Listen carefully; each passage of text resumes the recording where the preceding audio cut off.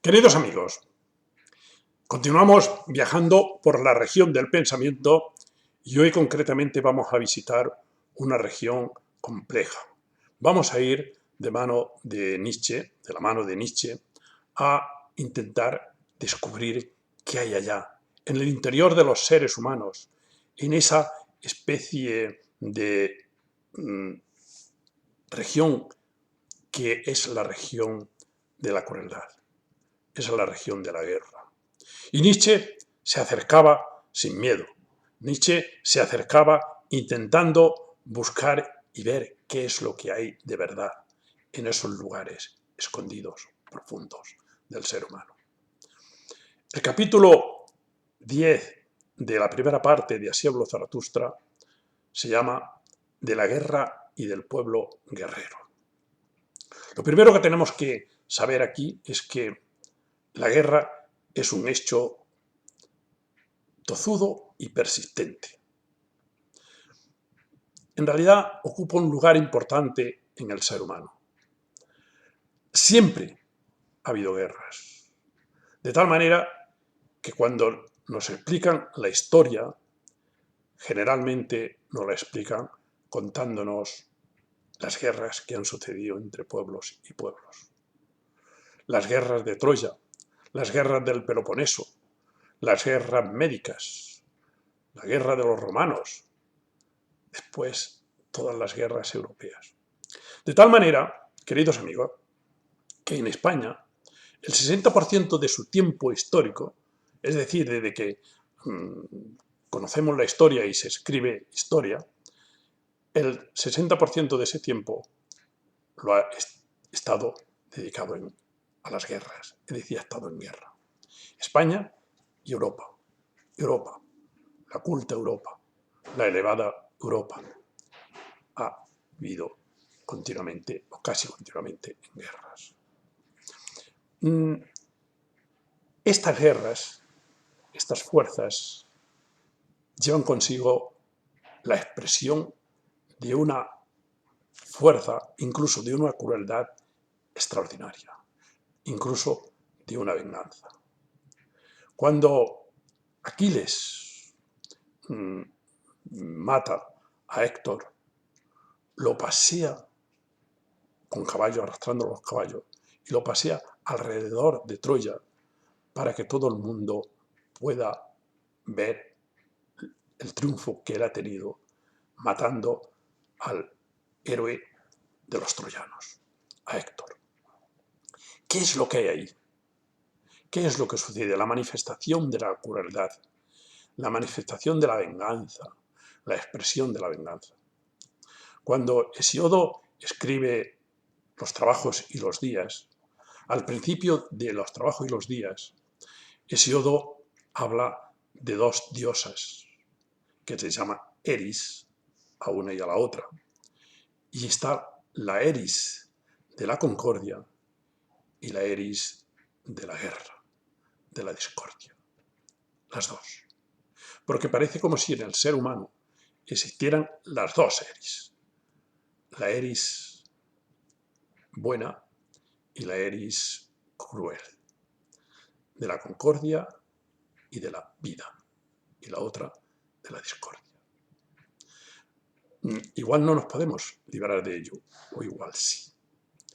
En Nietzsche, este tema ocupa varios lugares, habla de él en varios lugares, y habla de la lucha, de la fuerza, y habla de la lucha y de la fuerza para conseguir unos objetivos. Claro, mi pregunta es si estos objetivos de los que habla Nietzsche continuamente justifican todo para conseguirlos. O hay un límite, donde es mejor no conseguir esos objetivos, pero al mismo tiempo no se cae en esta lucha, en esta guerra cruenta. Guerras, queridos amigos, hay de muchos tipos. Guerras cruentas, incruentas, guerras frías, guerras soterradas, guerras psicológicas, guerras por el agua, guerras por montones, de cosas. Y después las luchas entre nosotros son continuas, son constantes. Son unas luchas en las que muchas veces los gobiernos, los partidos, no viven para gobernar, sino para buscar cuáles son los objetivos para poder hundir y destruir al otro. Entonces, la fuerza, la energía se gasta en ese enfrentamiento, en esas luchas. Es decir, este tipo de situaciones forman parte de lo que es el ser humano. Y Nietzsche, que se enfrentaba a estas situaciones sin complejo, buscando la verdad, intentando descubrir y eliminar el velo de Maya para que aparezca lo que hay dentro, y él ve que muchas veces aparece esa especie de crueldad de la que sí que habla en muchísimas ocasiones. Bien, este es un tema, me refiero al tema, el número 10 de Así habló Zaratustra, de la primera parte, es un tema que Nietzsche trata, como todos ellos, con mucha delicadeza y al mismo tiempo con mucha verdad, con mucha autenticidad. Y para mí es un tema que nos hace pensar y que nos debe hacer pensar muchísimo porque forma parte de nosotros mismos. Y vamos a ver cómo lo explicamos, porque tiene sus dificultades. Yo voy a seguir un poco lo que dice el capítulo y voy a ir comentándolo, porque es que no tiene desperdicio. Dice, no queremos que con nosotros sean indulgentes nuestros mejores enemigos. Ya está hablando de la indulgencia. La guerra es lo contrario a la indulgencia. ¿Qué es la indulgencia? ¿La indulgencia sirve para algo? Hay gente que dice, menos indulgencias. No hace falta tanta indulgencia con nada. Hay que ser mucho más duros. Después hablaremos de este tema. Si es que no es posible llegar a la excelencia, llegar a la elevación sin crueldad, o teniendo un espíritu que Nietzsche lo definiría como un espíritu blandengue. Ahí está quizá la decisión de cada uno de los seres humanos para tomar unas acciones o tomar otras acciones. Nietzsche conocía lo que era la guerra. Nietzsche se había alistado en el 1870 a la guerra franco-alemana y se había alistado porque él vivió como una especie de impulso dionisíaco, siente esa especie de impulso trágico dionisíaco por conseguir una cultura mucho más elevada. Porque él piensa que hay momentos donde el pueblo vive de forma aburrida, de forma cotidiana, y que hay que dar un zarandeo, hay que zarandear para que aquello vaya adelante. Quizá hay otra forma, ¿no?, de zarandear, pero él creía que esta puede ser una manera de zarandear y de subir. En esta guerra que él hizo, le salió fatal y se arrepintió.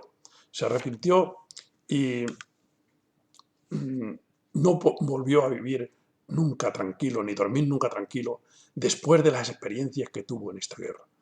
Porque él trabajaba como auxiliar de enfermería y entonces ayudaba a recoger a los enfermos. Y la visión, el dolor que sufrió de ver cómo llegaban soldados sin piernas, sin brazos, y entonces esto a él no le dejó ya poder dormir nunca tranquilo. Y en algún momento dijo que incluso aunque hicieran lo que hicieran unos seres humanos guerreros, él no sería capaz ni siquiera de tirarles una piedra para matarlos. Esta experiencia también la vivió. Pero cuando se pone a pensar y cuando entra en la realidad de lo que sucede y lo que es el mundo, dice cosas de otra forma. Primero, que no tenemos que ser indulgentes. Pensemos, la indulgencia, ser indulgentes con una persona que no estudia, por ejemplo, no quiere estudiar, hay que ser indulgente,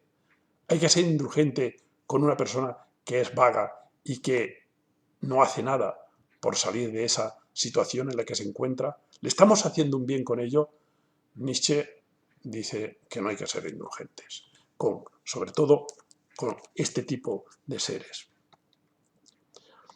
Por ello, dejadme que os diga la verdad. Él quiere entrar en la verdad. Hermanos míos en la guerra. Es decir, ella empieza a hablar con aquellos que sí que aceptan la guerra como lucha para ir adelante. Yo os amo a fondo. Yo soy y he sido vuestro igual.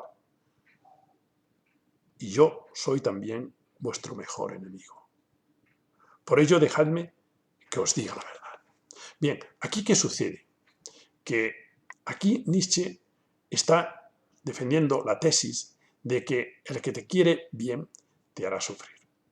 Y que la guerra es necesaria, que sufras la lucha, el enfrentamiento, la competencia incluso, es necesaria para que tú, una persona, sepa cuál es su realidad, que conozca cuáles son sus fallos, sus defectos y que pueda salir de esa situación. Sin engaños. Yo sé del odio y de la envidia de vuestro corazón. No sois bastante grandes para conocer odio y envidia. Es verdad, dice, si sois muy grandes, entonces no necesitáis odio ni envidia. Esta es la invitación de Nietzsche continuamente, intentar ser elevados y grandes. Pero si esto no ha llegado todavía, si no habéis podido conseguirlo, entonces no os avergoncéis de poder tener odio y envidia. Luego veremos cómo estos dos términos en el capítulo los utilizan. De tal manera que el odio sería odio a nuestros malos sentimientos, aquello negativo, aquella pereza que existe, y odio significa rechazo, y envidia a aquello que nos eleva, aquello que está por encima de nosotros, como envidia buena, para poder efectivamente llegar ahí, a ese lugar, que es el lugar deseado. Al final del capítulo aparece con mucha claridad. Y si no podéis ser santos del conocimiento, sed al menos guerreros del mismo.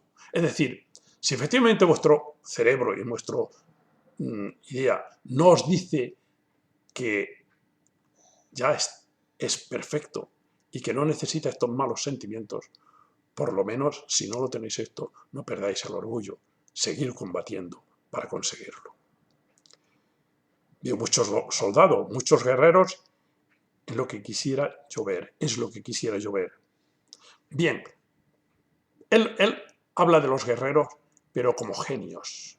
Y había puesto en algún momento ejemplos de genios, como fue César o como fue Alejandro Magno, genios que cambiaron muchísimas cosas, incluso Napoleón. Debéis ser de aquellos cuyos ojos buscan siempre un enemigo, vuestro enemigo. Aquí ya está matizando, aquí Nietzsche ya está matizando de qué tipo de guerra se refiere, a qué tipo de guerra se refiere. Se está refiriendo a la guerra contigo mismo, vuestro enemigo, que vuestro enemigo eres tú mismo. Y entonces esa lucha contigo mismo por superarlo todo. En todo caso, yo sigo pensando que quizás eso que él propone, ese pensamiento elevado, eso es suficiente como para que uno tenga que vivir en ese desgarre continuo de uno mismo, o no es necesario. Bien, seguimos y nos dice Nietzsche en el capítulo, que es muy importante. Y si vuestro pensamiento sucumbe, vuestra honestidad debe cantar victoria a causa de ello. Es decir, siempre son los sentimientos más importantes, los que debéis de tener como elementos fundamentales de vuestro guerrear, de vuestro vivir. Debéis amar la paz como medio para nuevas guerras, y la paz corta más que la larga. Es decir, a vosotros no os aconsejo que trabajéis, sino que luchéis. Él lo tiene muy claro. Tiene unos objetivos, unas finalidades que quiere conseguir sea como sea. Y esos objetivos, esas finalidades son siempre las del progreso elevado, el progreso de uno mismo, que tampoco lo acaba de definir. En realidad es que Nietzsche tiene una imagen del mundo muy especial. La imagen del mundo es como unas fuerzas inconscientes, terribles, que luchan continuamente las unas por las otras. Y que cuando unas ocupan un lugar es porque hacen que ceda las otras. Es como un empuje. Y entonces es cuestión de ir buscando los lugares y buscando aquellos espacios que son propios de otros seres. Ocupar los espacios de los otros. Ocupar los espacios por esa voluntad de poder. Cuando Nietzsche tiene esta visión de lo que es el mundo, y quizás es muy acertada, tiene que justificar esa lucha y esa guerra y ese desplazamiento para que tú efectivamente ocupes el lugar elevado que quieres ocupar. Claro, Nietzsche se preguntaría, si por ejemplo hay una rebelión de un pueblo, bueno, rebelión de esclavos, si hay una rebelión de esclavos, ¿qué tienen que hacer los pueblos más poderosos? ¿Qué tienen que hacer? Él lo tenía claro, yo no lo tengo tanto. Yo creo que puede haber muchos medios para solucionar las cuestiones, pero él lo tenía claro. Hay que efectivamente guerrear para que ese pueblo, que es el pueblo que le llamaba pueblo de los esclavos, se pueda apoderar. Pero él siempre hablaba también a nivel personal. ¿Qué sucede si nosotros,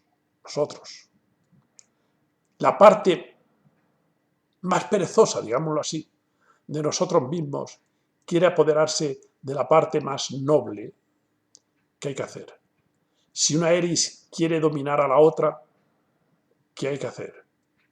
¿Hay que dejarla o hay que intentar desplazarla y eliminarla? Lo tenía claro. Nietzsche lo tenía claro. Y sigue diciendo,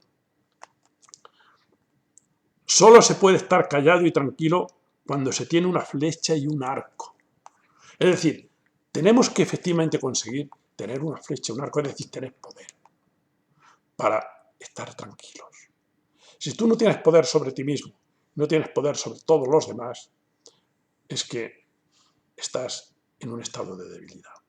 Y esto nos lleva directamente a hablar del tema del poder, que Nietzsche los trató en varios lugares, pero que después Michel Foucault lo concretó y lo especificó muy claramente. El poder está en todas partes. El deseo de poder está en todas partes. Y el poder es muy minucioso. El poder es aquella acción que se produce mediante la cual se intenta transformar el comportamiento del otro ser. Y eso se encuentra en todos sitios, y ese poder es también muy minucioso y es también un poder que se extiende y que es de muchos tipos. Claro, el poder militar, que es el que hace que tú actúes como él quiere que actúes por la fuerza, es la visión, es la visibilidad, es el poder más visible que existe, es el más bruto. Pero existen un montón de poderes. Poderes actualmente de la prensa, que intentan continuamente que tú pienses de otra manera y actúes de otra manera, pero de una manera tan persistente que muchas veces ya es angustioso. No solamente la prensa, sino que pueden ser poderes económicos, poderes de tipo incluso afectivo, los poderes de la cultura, los poderes de la religión, los poderes de la moral.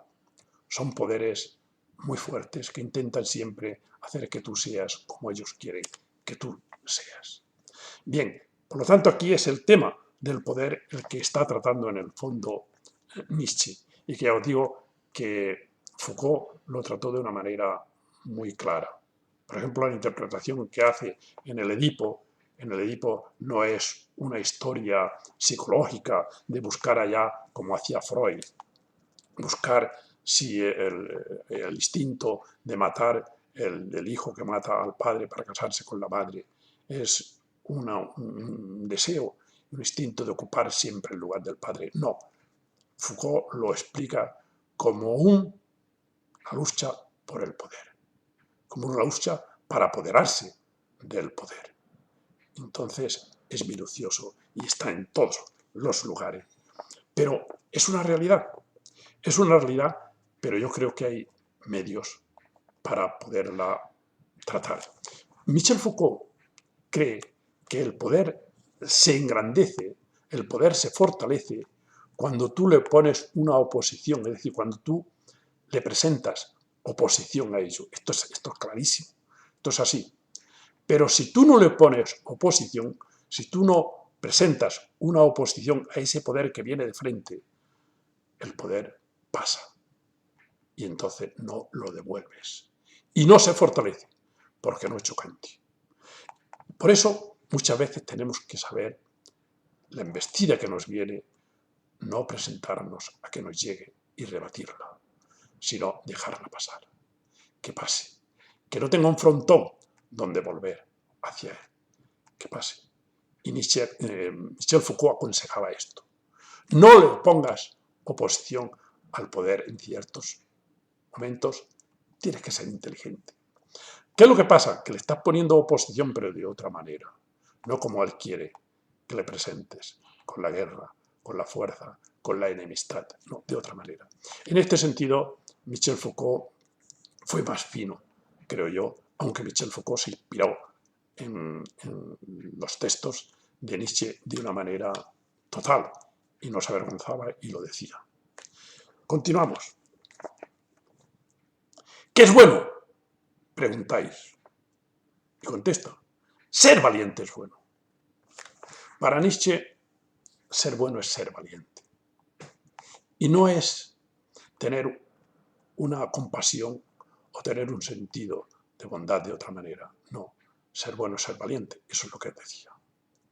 Por lo tanto, en los griegos, sobre todo Sócrates, decía que una persona es buena si conoce lo que es la bondad y conoce lo que es la maldad. Entonces, cuando es bueno, porque no puede ser malo si conoce que aquello es malo. Nietzsche considera que lo bueno es otra cosa. Lo bueno es ser valiente.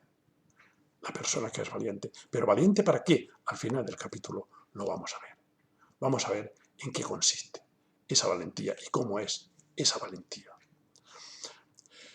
Bien, la tesis que yo defiendo aquí, de todas maneras, en este capítulo, es que Nietzsche consideraba que la guerra, la lucha, el enfrentamiento, es un mal menor.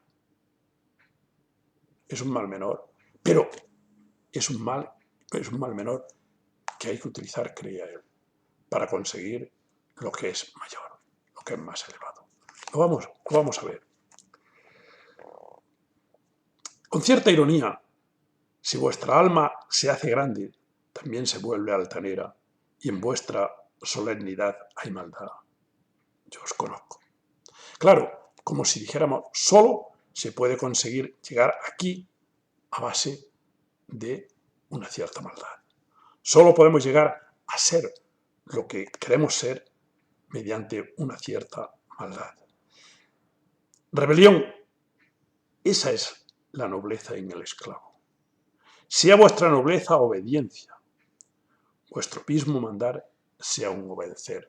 Aquí es contradictorio, aquí es curioso.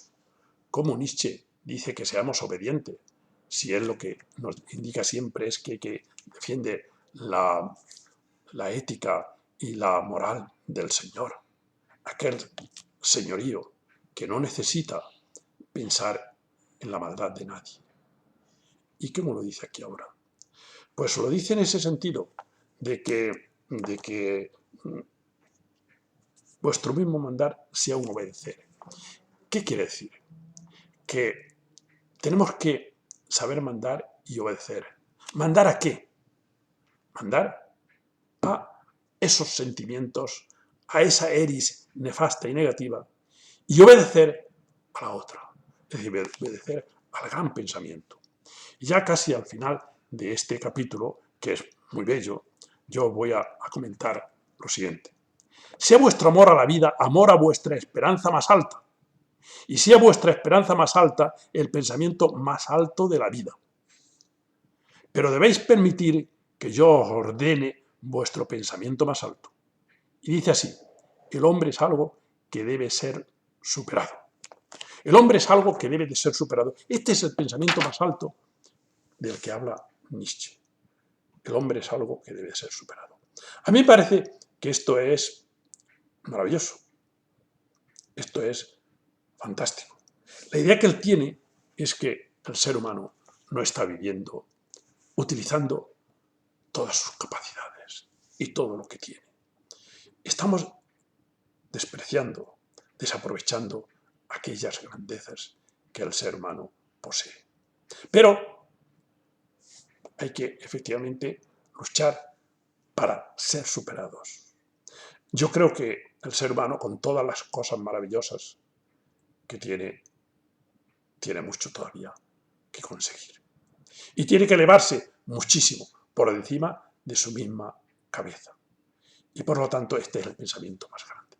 Y este pensamiento grande de que es que el hombre debe ser superado, a ese sentimiento Nietzsche somete todas nuestras acciones. Todas nuestras acciones. Y somete todas nuestras acciones porque hay que llegar a él. Y entonces, para eliminar aquello que impide que se llegue a él, a ese pensamiento, debe de ser eliminado de la forma que sea. Claro, en algún momento aquí nos dice también que la guerra sea de tal manera que justifique aquellas causas que la provocan. Yo no sé si todos los objetivos justifican los medios.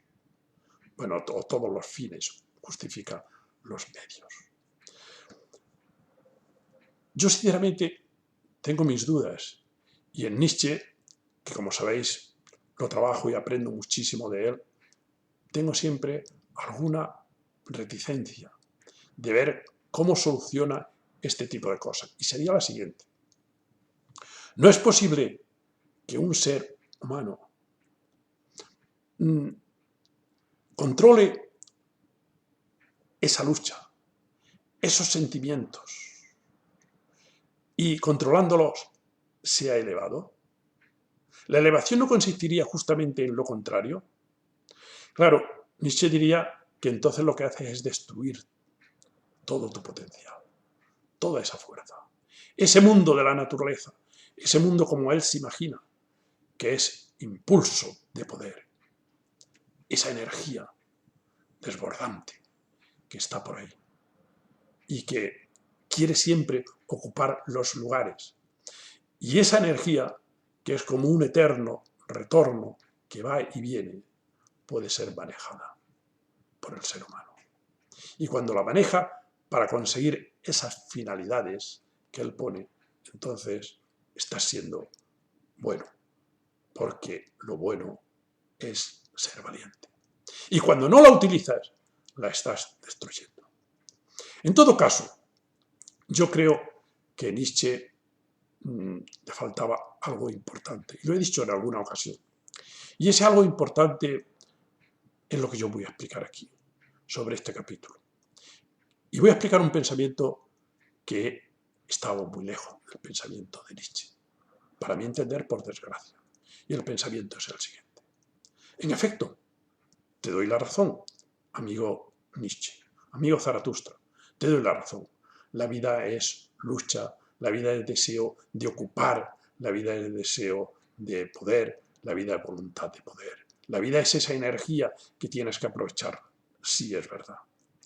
Pero esa energía quiere conseguir siempre espacios y quiere conseguir siempre el espacio del otro. Mira, amigo Nietzsche, el espacio del otro se consigue entrar en el espacio del otro, ocupar el espacio del otro o de la otra, cuando ese otro u otra te lo abre.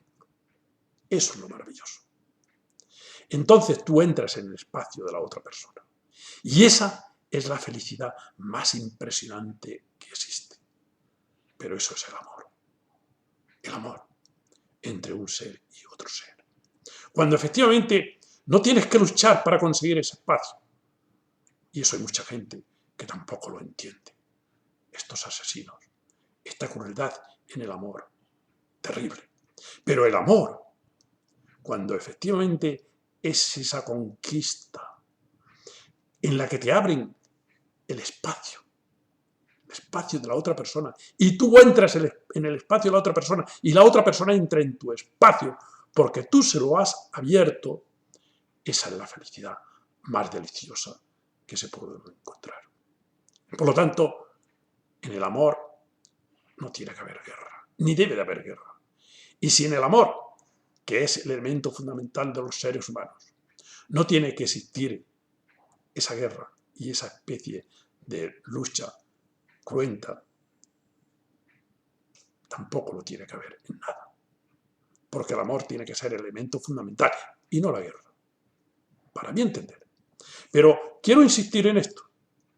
Vosotros sabéis lo que es que un ser humano te abra sus espacios y tú puedas comunicarte y entrar por su interior y moverte por su interior de una manera fabulosa, por su alma, por su vida, por sus inquietudes, por sus deseos, y puedas contemplar ese mundo.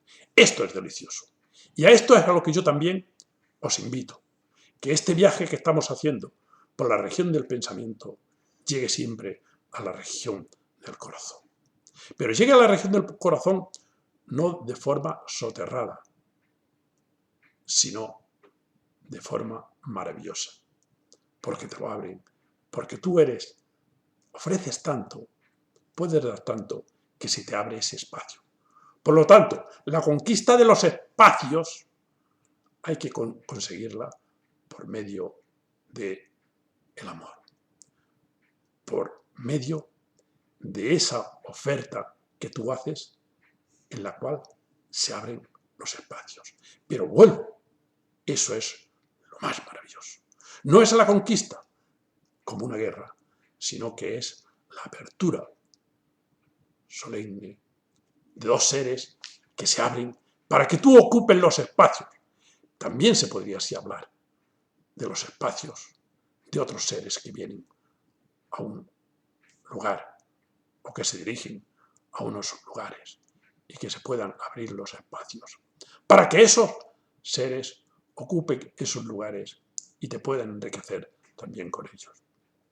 Este tema para mí es precioso. La ocupación del espacio del otro ser, la ocupación profunda del espacio de otro ser por medio del amor, que es el elemento más importante y fundamental de los seres humanos. Y que Nietzsche esto no lo tocó, porque él tocaba solo experiencias que él tenía, y eran experiencias muy profundas, pero esta experiencia no la pudo tener, o no la tuvo, como ya sabemos. Y como luego Salomé decía, la gran soledad en este tema de Nietzsche. Muchas gracias. Hasta luego.